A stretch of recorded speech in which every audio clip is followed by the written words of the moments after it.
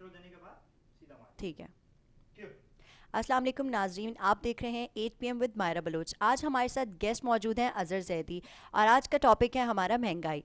तो आज हम महंगाई पे बात करते हैं। जैसे कि आजकल आप देख सकते हैं कि आटे और चीनी के ऊपर रेट दिन ब दिन किस तरह से बढ़ते जा रहे हैं। कुछ टाइम पहले टमाटर इतने आसमानों को छू गए थे कि जिसकी कोई हद नहीं है। आजकल हमारा आटा 2 दिन बाद जाओ तो 2 रुपये बढ़ जाते हैं, 3 दिन बाद जाओ फिर 2 रुपये बढ़ जाते हैं। तो इसके बारे में आप सब लोग क्या कहना चाहेंगे? मतलब हम सोच रहे थे कि कुछ चेंजेस आएंगी, महंगाई कम होगी, लेकिन यहाँ तो महंगाई दिन ब दिन बढ़ती जा रही है।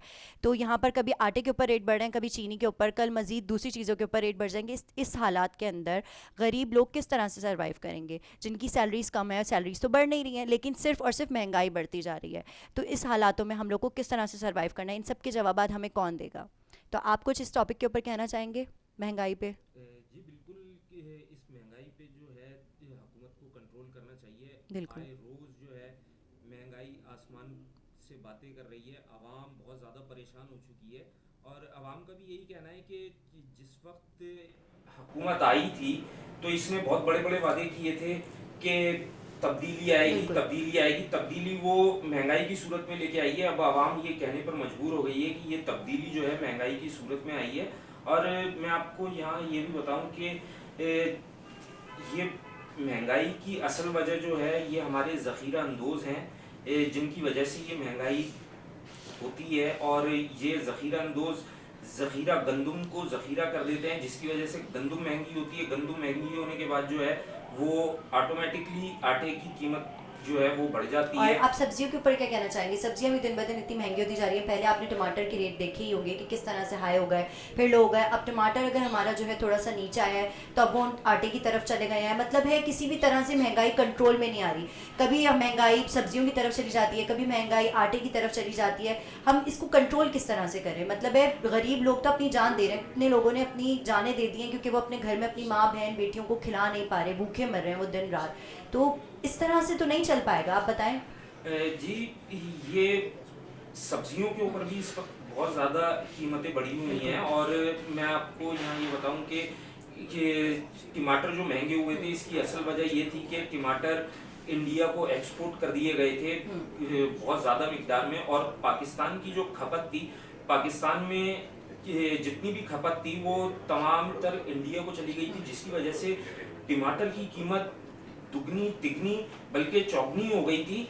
और वो आसमान से बातें कर रही थी। 250-300 रुपए तक जो है टमाटर पहुंच गया था, जो आवाम ने लेना छोड़ दिया था। आवाम बहुत ज्यादा इस वक्त वही बात आ जाती है कि आवाम बहुत परेशान है।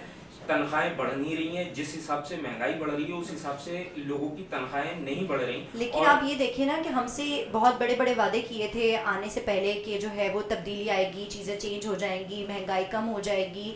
लेकिन यहाँ पर तो महंगाई बढ़ती जा रही है। तब्दीली आने के बजाय हमें तो ये कोई और तब्दीली की तरफ जाते हुए दिख रहा है मुल्क हमारा। अगर यहाँ पर जो है लोग जाने इस तरह से नहीं जा रही कि बॉम्ब ब्लास्ट नहीं हो रही, कि सारी चीज़ें नहीं हो रही, लेकिन दूसरी तरह से लोग अपनी जान दे रहे हैं। महंगाई की वजह से कितने लोगों ने अपनी जानें दे दी हैं, और अपने वो बीवी बच्चों को घर पे जो खाना नहीं खिला पा रहे, जो भूखे रह रहे हैं। कुछ बच्चे स्कूल जाना छोड़ चुके हैं महंगाई की वजह से। हर जगह की फीस वगैरह सब कुछ इतना बढ़ गया, लेकिन यहाँ पर जॉब्स पे कोई जो है सैलरीज नहीं बढ़ाई जा रही लोगों की, यहाँ पर किसी की तनख्वाहें नहीं बढ़ाई जा रही।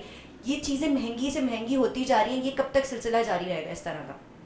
ये सिलसिला अब देखें कि कब तक जारी रहता है। और रही बात तब्दीली की, तो तब्दीली की तो बहुत बड़ी बड़ी बातें की गई थी जी। कि हुकूमत आएगी तो तब्दीली आ जाएगी, 50 लाख घर बना के दिए जाएंगे, बिल्कुल। 1 करोड़ नौकरियां दी जाएंगी। बल्कि अब तो ऐसा हो गया है कि 1 करोड़ नौकरियां तो दूर की बात, यहाँ 1 करोड़ लोगों को बेघर भी कर दिया गया है और 1 करोड़ से ज्यादा ही लोगों को बेरोजगार कर दिया गया है। बिल्कुल सही कह रहे कितनी हैं। फैक्ट्रियां ऐसी हैं इंडस्ट्रियल एरिया के अंदर जो इस वक्त बंद हो गई हैं, लाखों वहाँ वर्कर्स जो है वो बेरोजगार हो गए हैं। यही सबसे बड़ी वजह है स्ट्रीट क्राइम की। जो कराची शहर के अंदर स्ट्रीट क्राइम इतना बढ़ चुका है, क्योंकि इसकी असल वजह है बेरोजगारी। बेरोजगारी बढ़ेगी तो क्राइम भी बढ़ेगा। बेरोजगारी इतनी हो गई है, नौकरियां बिल्कुल नहीं है, लोग हाथों में डिग्रियां लेके जो है वो मारे मारे फिर रहे हैं, बिल्कुल उन्हें ऐसा जॉब ही नहीं है। मिल रही। और लोगों के घर तोड़े जा रहे हैं। सर्कुलर रेलवे के उससे कहा जा रहा है कि सर्कुलर रेलवे चलाएंगे, तो सर्कुलर रेलवे की जमीन के ऊपर जितने भी घर बने हुए थे वो घर गिरा दिए गए हैं। गैरकानूनी तामीरात के नाम के ऊपर जो है बहुत ज़्यादा लोगों को परेशान किया जा रहा है। ये मुख्तलिफ इलाकों में जो है तजावीज़ात के खिलाफ ऑपरेशन जारी है। अच्छा, चलते हैं अब हम एक ब्रेक की तरफ, और ब्रेक के बाद फिर हम अपनी बात को कंटिन्यू करेंगे। तब तक के लिए थैंक यू।